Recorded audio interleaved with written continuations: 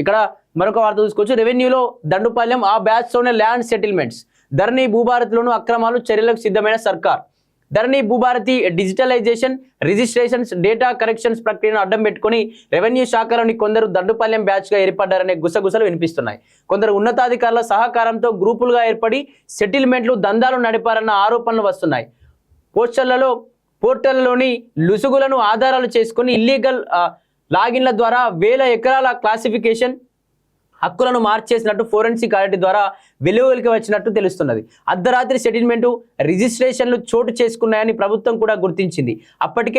ఇప్పటికే రంగారెడ్డి, సిరిసిల్ల జిల్లాలో పూర్తయిన ఆడిట్లోనూ వేలాదిగా అక్రమాలు ఉంటే మిగతా 31 జిల్లాలో పూర్తయ్యే మరిన్ని అక్రమాలు వెలుగులోకి వస్తాయో అనేది చర్చ జరుగుతున్నది. ఈ నేపథ్యంలో ప్రభుత్వం కుకునూరుపల్లి తహసీల్దార్ను సస్పెండ్ చేసింది. సుమారు 60 అసైన్ ల్యాండ్లను పట్టాలుగా చేసినట్టుగా కూడా ఆ ప్రభుత్వం గుర్తించినట్టు తెలుస్తుంది. దీనికి సంబంధించి ధరణి పోర్టల్ కూడా ఇప్పటికీ పెద్ద ఎత్తున అక్రమాలకు అడ్డగా మారిపోయినట్టుగా కూడా ఆ ప్రభుత్వం గుర్తించినట్టు తెలుస్తుంది. దీనికి సంబంధించి ఎంతో మంది తహసీల్దారులు కూడా భూములు ఇష్టానురీతిగా పట్టాలు చేసేస్తున్నారని చెప్పేసి, దందాలకు వేయబడ్డారని చెప్పేసి బ్యాచ్లుగా మరి ప్రభుత్వ భూములను కూడా కాజేస్తా ఉన్నారని చెప్పేసి కూడా ప్రభుత్వ దృష్టికి వచ్చింది అంటూ కూడా దీనికి సంబంధించి ఎంతో మందిని కూడా, అంటే తహసీల్దారులను కావచ్చు, ఎంతోమంది అందరినీ కూడా దీని నుంచి తీసేసినట్టు కూడా తెలుస్తుంది. అలాగే తప్పు చేసే క్రిమినల్ యాక్షన్. ప్రభుత్వ భూములను మోసపూరితంగా పాసు పుస్తకాలు జారీ చేసినప్పుడు భూభారతి చట్టం సెక్షన్ 19(20) కింద వాటిని రద్దు చేసి స్వాధీనం చేసుకునే అధికారం CCLAకు ఉంది. రికార్డులను ట్యాంపర్ చేస్తూ అక్రమాలకు పాల్పడే తహసీల్దార్లు, ఇతర అధికారులపై క్రమశిక్షణ చర్యలు తీసుకోవడంతో పాటు సర్వీస్ నుంచి తొలగించవచ్చు. అయితే సదుద్దేశంతో తీసుకున్న నిర్ణయాలకు మాత్రమే చట్టపరమైన మినహాయింపు ఉంటుంది. 6 ఏళ్ల కాలంలో లెక్కలేనని అక్రమాలు చోటు చేసుకున్నాయి. వేలాది ఎకరాల భూములు చేతులు మారాయి. వేల కోట్ల లావాదేవీలు జరిగాయి. 2018కి ముందు, ఆ తర్వాత పరిశీలిస్తే ప్రభుత్వ భూములు లెక్క తెస్తుంది. ప్రధానంగా రంగారెడ్డి, మేడ్చల్, సంగారెడ్డి, భువనగిరి, వికారాబాద్ జిల్లాల డేటా తీసుకుంటే ఏ స్థాయిలో అక్రమాలు జరిగాయో తెలుస్తుంది.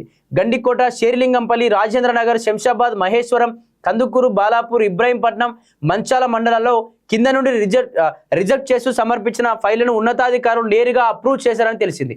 అందుకే ఇప్పుడు అక్రమార్కులపై చట్టం ప్రకారం చర్యలు తీసుకుంటారా లేదా అన్న చర్చ కూడా నడుస్తుంది. దీనికి సంబంధించి ప్రభుత్వం యొక్క భూములను ఎవరికి పడితే వారికి, కొంతమంది నాయకులకు వాళ్ళు ఇష్టానురీతిగా వాళ్ళ పాస్బుక్లో ఎక్కిస్తూ ఉన్నారు. తహసీల్దారు మొత్తం అమ్ముడిపోతూ ఉన్నారు. అక్రమాలు, దందాలకు ఎగబడుతూ ఉన్నారు. వీళ్ళందరిపైన ఖచ్చితంగా కఠిన చర్యలు ఉంటాయి. అయితే రాష్ట్ర వ్యాప్తంగా ఉన్నటువంటి తహసీల్దార్లు వచ్చి రెవెన్యూ డిపార్ట్మెంట్లో దీనికి సంబంధించి నిర్వహిస్తూ ఉన్నాం. ఈ నిర్వహణలో ఖచ్చితంగా ఎవరైతే అసలు ఏం జరుగుతుంది రెవెన్యూ డిపార్ట్మెంట్లో అని చెప్పేసి ప్రతి ఒక్క నివేదికను కూడా రేవంత్ రెడ్డి కోరినట్టు తెలుస్తుంది. ఈ నివేదికల్లో కూడా తీసుకొని అసలు ఎంతమంది తహసీల్దారులు ఎన్ని దందాలు చేస్తూ ఉన్నారు, ఏ ప్రభుత్వ భూమిని ఏ నాయకులకు ఎక్కిస్తూ ఉన్నారు, ఎంతమంది డబ్బులు తీసుకొని ఈ విధంగా అక్రమాలకు పాల్పడుతున్నారు, ఖచ్చితంగా చట్టపరమైన చర్యలు తీసుకుంటామని చెప్పేసి కూడా దీనికి సంబంధించి ప్రభుత్వం కూడా సీరియస్ అయినట్టు తెలుస్తుంది. అలాగే ఒక్క అధికారిపైన చర్యలు ఎందుకు, దానితో పాటు భూభారతిలోనూ ఇల్లీగల్ ట్రాన్సాక్షన్, డేటా కరెక్షన్ చోటు చేసుకున్నట్లు ప్రభుత్వం ప్రకటించింది. కుకునూరుపల్లితో పాటు రంగారెడ్డి జిల్లా అబ్దుల్లాపూర్, రావిర్యాల, మేడ్చల్ జిల్లా ఉప్పల్, కల్సా, కుకట్పల్లి ప్రాంతాల్లోనూ ఉన్నాయని ఫోరెన్సిక్ ఆడిట్ ద్వారా బయటపడినట్టు తెలిసింది. అయితే వాటిపై ఎలాంటి చర్యలు తీసుకోకపోయినా ఒక్క కుకునూరుపల్లి తహసీల్దార్ పైన ఎందుకు సస్పెన్షన్ వేటు వేశారో అర్థం కావడం లేదని రెవెన్యూ వర్గాలు చర్చించుకున్నాయి. ఒకవేళ అసైన్డ్ ల్యాండ్స్ ఇష్యూనే అయితే షేర్లింగంపల్లి మండలంలో అసైన్డ్ ల్యాండ్స్కి క్లియరెన్స్ ఇచ్చిన డిప్యూటీ తహసీల్దార్పై యాక్షన్ తీసుకోవాలి కదా అనే చర్చ జరుగుతున్నది. కానామేట్లో అసైన్డ్ ల్యాండ్స్లో హైరైన్స్ బిల్డింగ్ నిర్వహిస్తున్నారు. ఈ అంశంపై షేర్లింగంపల్లి రెవెన్యూ అధికారులను అడిగితే నోటీసులు జారీ చేశామని చేతులు దులుపుకున్నారు.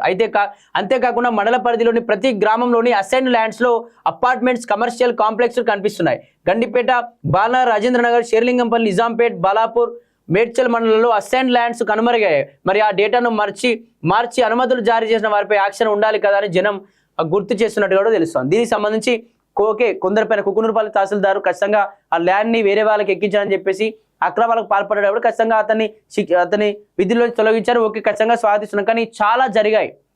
రకరకాలుగా అపార్ట్మెంట్స్ కడతా ఉన్నారు. ఇల్లీగల్ ప్రభుత్వ భూములలో అపార్ట్మెంట్స్ కడతా ఉన్నారు.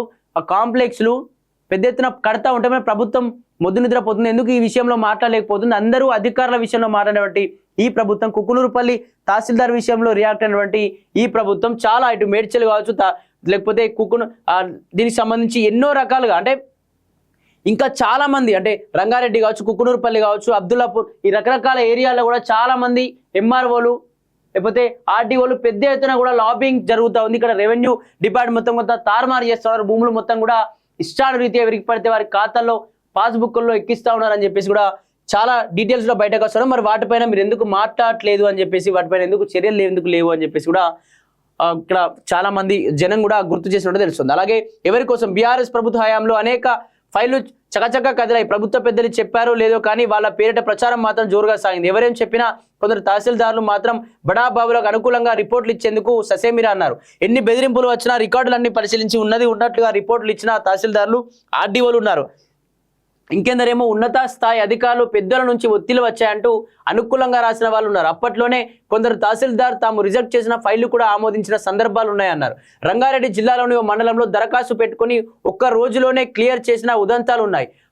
అంటే అప్లై చేయడమే తరువాయి అలా ఆమోదిస్తే రికార్డులో మారిన ఉదాహరణలు ఉన్నాయి. ఏ అప్లికేషన్ ఎప్పుడు పెట్టారు, ఎప్పుడు ఆమోదించారు లెక్క తీస్తే చాలు ఎవరి కోసం ఎవరు పనిచేశారు అనేది ఈజీగానే బయటపడుతుందంటూ కూడా దీనికి సంబంధించి చెప్తాను. అంటే ఎవరి కోసం ఎంఆర్ఓ కావచ్చు, ఇప్పుడు మండల స్థాయిలో ఉన్నటువంటి మండల స్థాయిలో ఉన్న తహసీల్దార్లు ఎంఆర్ఓలు కావచ్చు, లేకపోతే జిల్లా స్థాయిలో ఉన్నటువంటి ఆర్డీఓలు కావచ్చు, వీళ్ళందరూ కూడా ఎవరి కోసం పనిచేసారు, ఏ నాయకుల కోసం పనిచేసారు, ఎవరు కూడా బీఆర్ఎస్ హయాం ఉన్నప్పటి నుంచి ఇప్పటి వరకు ఎవరు కూడా ప్రజల కోసం పనిచేసినట్టు మాకు కనిపించలేదు. ఖచ్చితంగా వీళ్ళందరిపైన కూడా యాక్షన్ తీసుకోవాల్సిందే. రాష్ట్ర వ్యాప్తంగా ఉన్నటువంటి ఎంఆర్ఓలు, ఆర్డీఓల పైన ఖచ్చితంగా ఒక నివేదిక తీసుకోవాల్సిందే. వీళ్ళు ఏం పని చేస్తూ ఉన్నారు, భూములను కరెక్ట్ పేద ప్రజలకి అది ఎక్కిస్తా ఉన్నారు, లేకపోతే పేద ప్రజల యొక్క రక్తాన్ని మొత్తం వాళ్ళ యొక్క భూములను మొత్తం కాజేసి నాయకుల ఖాతాల్లో ఎక్కిస్తా ఉన్నారు. ఖచ్చితంగా దీనిపైన ఒక నివేదిక తీసుకోవాల్సిందే. నివేదిక తీసుకొని వీళ్ళందరినీ కూడా ఖచ్చితంగా విధుల్లో తొలగించాల్సింది. ఇటువంటి వాళ్ళపైన పేద ప్రజలకు ఇబ్బంది జరుగుతూ ఉందని చెప్పేసి కూడా చాలా మంది ప్రజలు కూడా ఆగ్రహం వ్యక్తం చేస్తూ ఉన్నటువంటి పరిస్థితి చూస్తూ ఉన్నాం.